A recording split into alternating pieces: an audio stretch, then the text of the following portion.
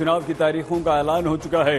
करीब 1 महीने का समय बाकी है, लेकिन सीटों को लेकर मातापच्ची खत्म होने का नाम नहीं ले रही, चाहे फिर वो महाराष्ट्र हो या झारखंड। और इसी से जुड़ी एक बड़ी खबर इस समय आ रही है। महाविकास आघाड़ी में सीट शेयरिंग को लेकर मैराथन बैठक चल रही है। करीब 28 सीटों पर नहीं बन पा रही है सहमति। अखिलेश को सीट देने को लेकर भी मंथन हो रहा है। उम्मीद की जा रही है कि बैठक देर रात तक चल सकती है। अखिलेश यादव ने 12 सीटों की मांग की है। 3 घंटे से बैठक चल रही है और अखिलेश को 12 सीटें देने पर ही ये पेच फंसा हुआ है। कांग्रेस, शिवसेना, एनसीपी, उद्धव, शरद गुट सभी 12 सीटों की मांग पर जरा सा फंस गए हैं। 260 सीटों पर सहमति बन चुकी है। सूत्रों के हवाले से इस तरह की खबर भी आ रही है, लेकिन अखिलेश यादव को कितनी सीटें मिलेंगी, क्योंकि 2 सीटें ही एनडीए की तरफ से देने की बात की जा रही है।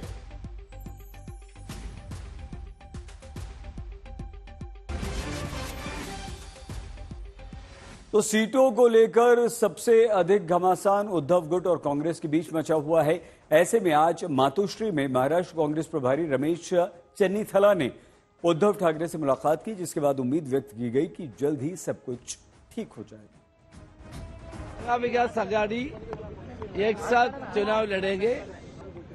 मैं मातोश्री में आके उद्धव ठाकरे जी को मिला। वो हॉस्पिटल में था बीच में, उनके तबीयत पूछने के लिए मैं गया। उनकी अभी तबीयत ठीक है और महाविकास आघाड़ी का तबीयत भी ठीक है। हम एक साथ चलेंगे, कोई मतभेद नहीं है। रमेश चन्नीथला जी तो कांग्रेस के वरिष्ठ नेता है, मातोश्री पे आए थे। हम उनके साथ हमारी चर्चा हो गई, उद्धव जी भी थे।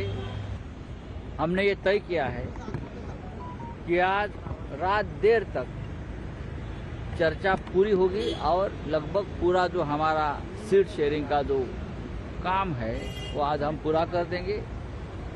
मुझे लगता है अभी हमारे में कोई मतभेद कुछ नहीं। उधर समाजवादी पार्टी में महाराष्ट्र में सीटों को लेकर नाराजगी चल रही है। कांग्रेस प्रदेश अध्यक्ष नाना पटोले ने साफ कर दिया कि अखिलेश यादव से आलाकमान बात करेगा और कांग्रेस चाहती है कि वो गठबंधन का हिस्सा बने रहें।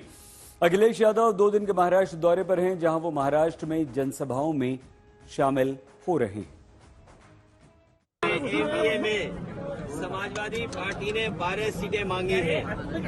2 विधायक हमारे हैं और हम वो लोग हैं जो कभी कभी कम सीटों पे भी संतुष्ट हो जाते हैं। कम से कम सम्मान की तरह जिस तरीके से समाजवादी लोग यहाँ तैयारी कर रहे हैं, शाद हैं।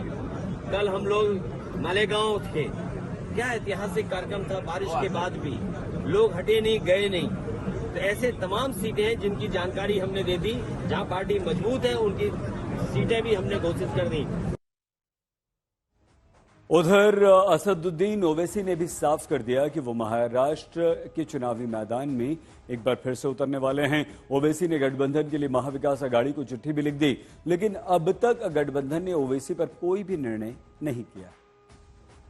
हम लड़ेंगे महाराष्ट्र का चुनाव। हमारे 2 विधायक वहां से ऑलरेडी जीत कर आए, 2 हैं।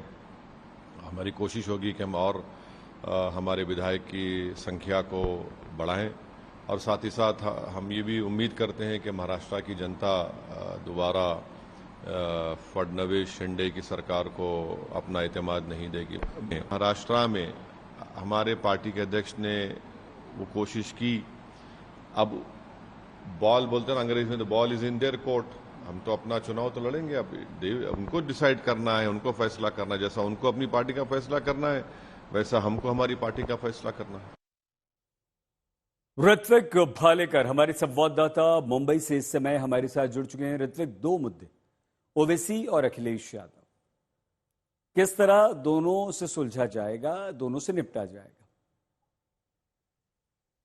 बिल्कुल, देखिए महाविकास आघाड़ी में फिलहाल 3 प्रमुख दल जो है उनकी सीटों के बंटवारे की चर्चा अभी तक खत्म नहीं हो पा रही है, पेश नहीं सुलझ पा रहा है।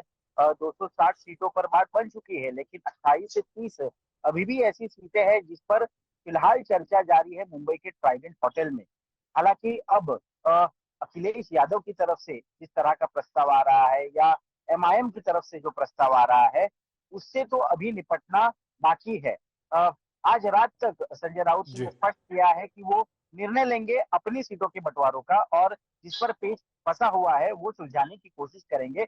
उसके बाद जो छोटे प्रमुख दल है, जैसे एमआईएम हो या समाजवादी पार्टी हो, उनके बारे में उसके बाद में सोचा जाएगा। हालांकि जी। 1 से 2 सीट ज्यादा से ज्यादा समाजवादी पार्टी को, जो कि पारंपरिक तौर से दी जा रही है, उस तरह से दी जाएगी। बहुत धन्यवाद ऋत्विक भालेकर, हमारे संवाददाता।